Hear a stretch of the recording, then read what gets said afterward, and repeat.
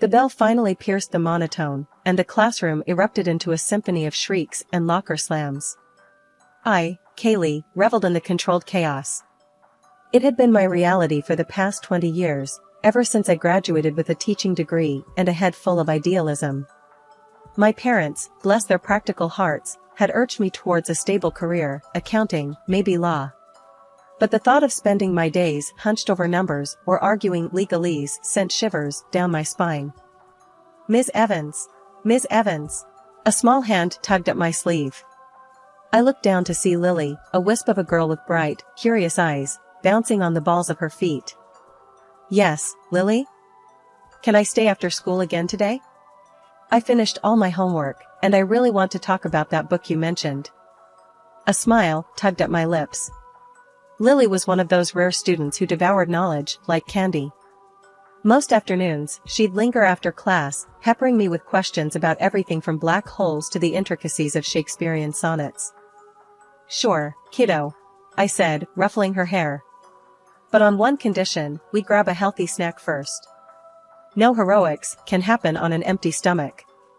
She giggled, her smile infectious. "Deal."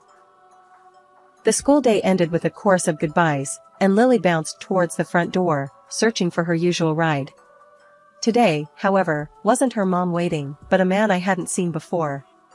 Tall and broad-shouldered, he had a warm smile that crinkled the corners of his eyes. "Hey, Lily," he boomed, crouching down to her level. "You ready to ditch this place?" Lily squealed with delight and launched herself into his arms. "Uncle Mark. This is Ms. Evans, my favorite teacher." Mark extended a hand towards me. "Mark Miller, nice to meet you. Lily talks about you all the time." His handshake was firm, his eyes holding mine for a beat longer than necessary. A blush crept up my neck, and I mumbled a greeting. "So, Ms. Evans," Mark continued, a playful glint in his eye. "You must be some kind of superhero to keep this little tornado focused all day."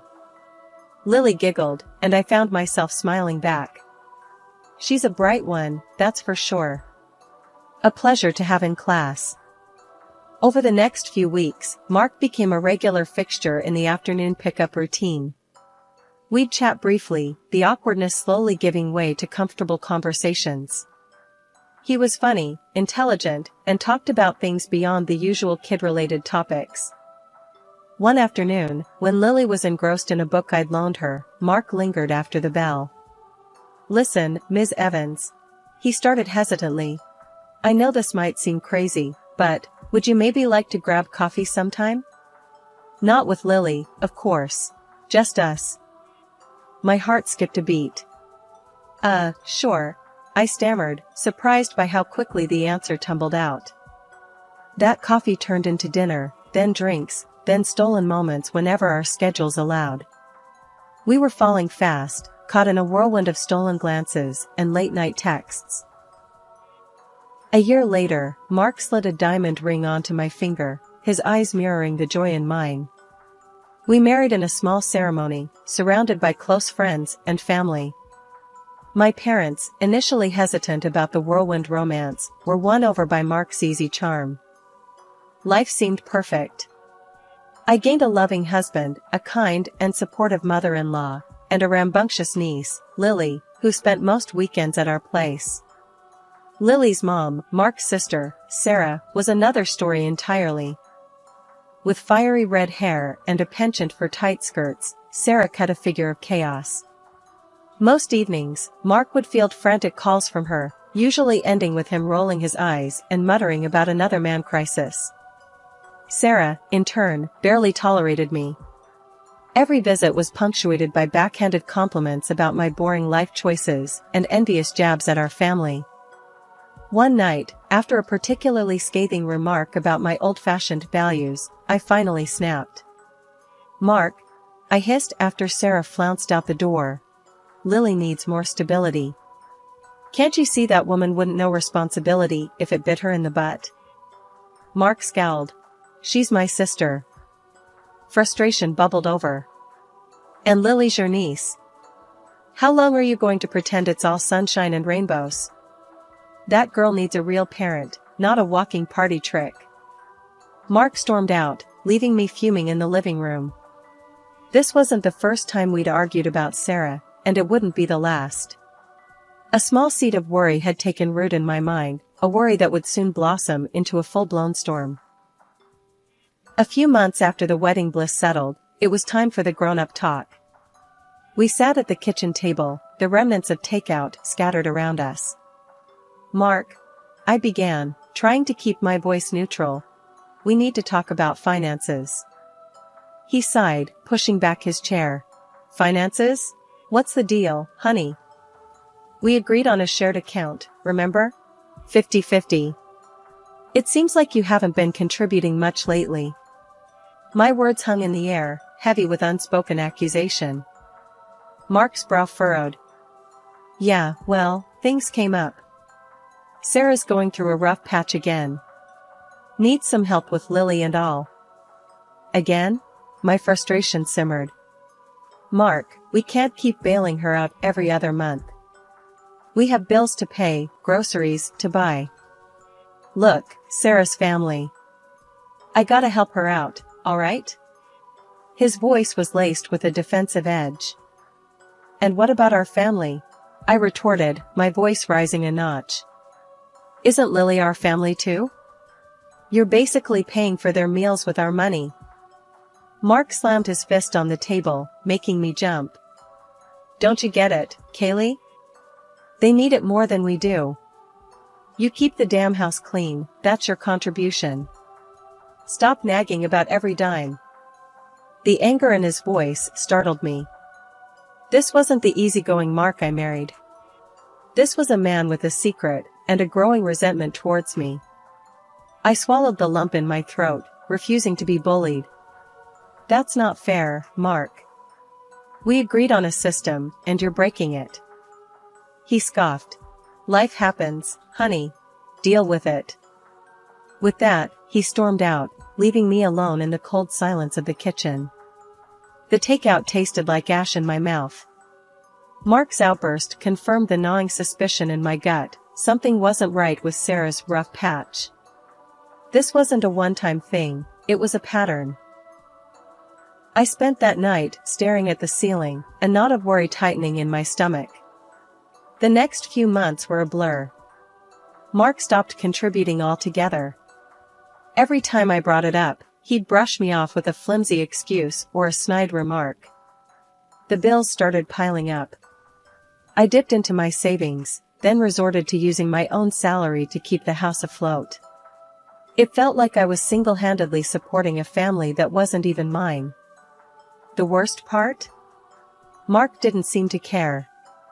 He continued to spend his evenings, glued to his phone, taking calls from Sarah and disappearing, for hours on end. The man I loved, the man who promised a future together, was slowly becoming a stranger, his secrets creating a widening chasm between us. 6 months crawled by, each day a monotonous echo of the last. Mark's absences grew longer, his excuses flimsier. He'd vanish for entire evenings, his phone perpetually on silent. When he did grace us with his presence, it was a fleeting hello and a quick goodbye, his attention glued to his phone like a lifeline. Family dinners at my in-laws became a painful charade. Mark, a ghost at his own table, would mumble half-hearted greetings before disappearing into whispered phone conversations on the patio. My mother-in-law, bless her perceptive heart, would shoot me concerned glances, her silence speaking volumes. One night, after another empty silence settled over our dinner plates, I snapped. Mark, barely acknowledging my presence, shoved his food around the plate with a restless energy that made my skin crawl.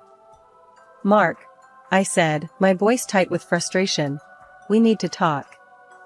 He glanced up, a flicker of annoyance crossing his face. "About what, honey?" "About you. About us. About where the hell you are all the time." The words tumbled out, a dam bursting after months of pent-up emotions. Mark sighed, a theatrical display of exasperation. "Look, I'm swamped at work. It's a demanding time, all right?" "Work?" I scoffed, disbelief burning in my throat. You haven't worked a single late shift in months. What's really going on, Mark? He pushed back from the table, his face hardening. This isn't up for discussion. You wouldn't understand. Try me, I challenged, my voice rising a notch. Because right now, all I understand is that you're a stranger living in my house. The silence that followed was deafening. Mark stared at me, his jaw clenched, then turned on his heel and stormed out. I sank back in my chair, the weight of his indifference crushing me. Days turned into weeks, and Mark's absences became permanent. He wouldn't answer my calls, his texts going unanswered. The silence in our once vibrant home echoed his disappearance. One morning, I woke up to an empty bed and a chilling realization: I was alone. Desperation clawed at my throat. Silence wasn't a solution, it was a suffocating abyss. I poured my heart out on the cold, digital canvas of an email. Words of frustration, of loneliness, of the life we promised ourselves slowly dripping onto the screen. I demanded answers, a reason for his constant disappearances, and a fair share of the financial burden. Hitting send felt like throwing a pebble into a bottomless pit, a tiny splash in the vast emptiness of our marriage. The silence stretched on, a cruel confirmation of my suspicions. No apology, no explanation, just a deafening void. But then, when the sun dipped below the horizon, painting the sky in angry hues of orange and red, I found it. A single sheet of paper on the kitchen table, stark white against the worn wood. Divorce papers. Signed. By Mark. My breath hitched. The world tilted on its axis. I snatched the paper, the words blurring before my eyes. Anger, hotter than I'd ever known, surged through me. I slammed my phone on the table, dialing his number with trembling fingers. Ring, ring, voicemail. I left a blistering message, demanding a damn explanation. But the only reply was the sterile voice of his automated system. I dialed again, and again, a desperate hope clinging to the possibility of his voice. Finally, after what felt like an eternity, a voice answered. But it wasn't Mark's. It was a young, flippant voice, dripping with an air of entitlement. "Who is this?" she drawled. "It's Kaylee," I choked out, my voice barely a whisper. "Mark's wife." A chilling laugh echoed through the receiver. "Wife? Honey, you're yesterday's news. Mark loves me, I'm his future now. So do yourself a favor and find somewhere else to live, okay?" The phone clattered from my numb fingers, landing with a dull thud on the counter. My world shattered into a million pieces, the cruel reality settling in my gut like a lead weight. Betrayal, raw and searing, burned through me. Tears streamed down my face as I stumbled out of the apartment, the divorce papers crumpled in my fist. I needed my mother-in-law, her unwavering strength, a beacon in the storm that had become my life. The drive to her house was a blur. When I finally reached the familiar porch, I practically pounded on the door. My mother-in-law opened it, her eyes widening at the sight of my tear-streaked face. Without a word, I collapsed into her arms, the dam breaking open. She held me tight, her soft murmurs a soothing balm on my wounded soul. As I sobbed the story of my shattered marriage, of Mark's lies and betrayal, a flicker of anger crossed her face. "Kaylee, you'll stay here, with us," she said, her voice firm. A hesitant nod escaped my lips. This wasn't what I'd envisioned, not the life I'd planned. But as I stepped inside, a small hand tugged at my coat.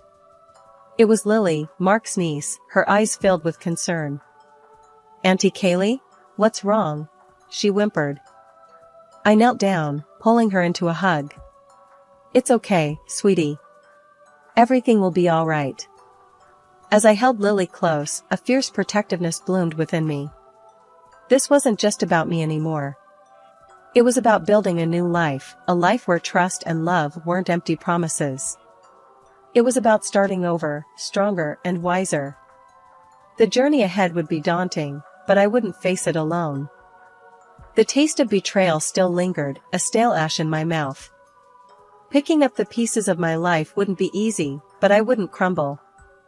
My first stop was Brenda Miller's office, the legal arena's reigning gladiator. Her office oozed power, sharp suits, gleaming chrome, and a faint scent of expensive cigars. My gut churned with suspicion. This wasn't a case of late nights at the office. This was something deeper, something he desperately wanted to hide. Swallowing my pride, I marched into Brenda Miller's office, a steely resolve hardening my features. Brenda, a lawyer with a reputation as sharp as a stiletto heel, surveyed me coolly.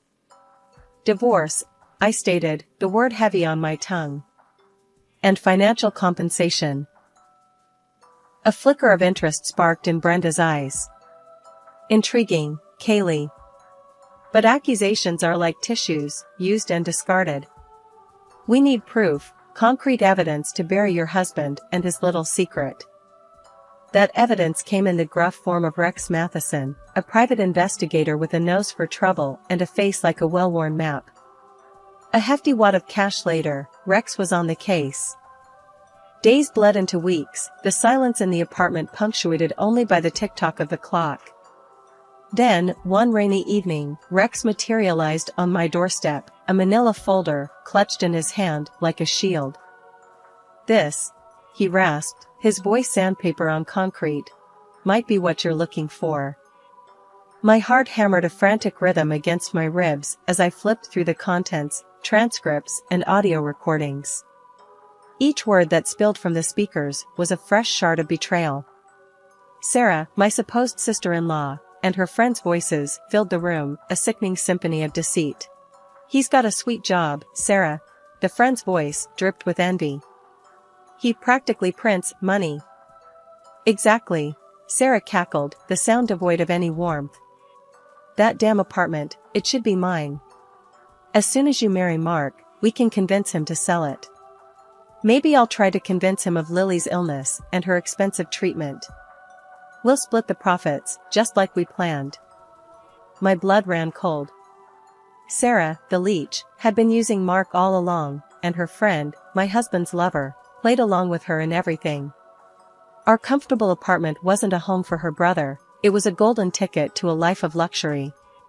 Mark, the gullible fool, was nothing but a pawn in her twisted game. Armed with this explosive evidence, I returned to Brenda's office, a cold fury simmering beneath the surface. Brenda listened intently, a dangerous glint in her eyes as the recordings played. Bingo, Kaylee, she said, a slow smile spreading across her face. This is gold.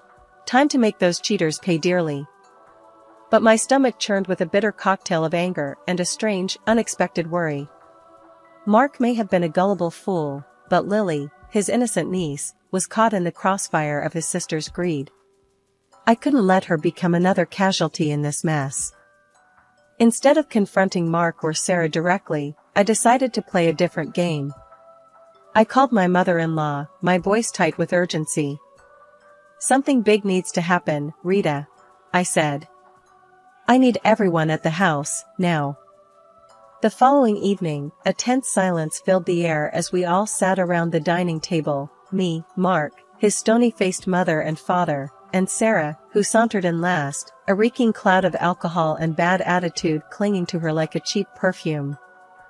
Before I could even utter a word, Sarah burst out. Can you believe this?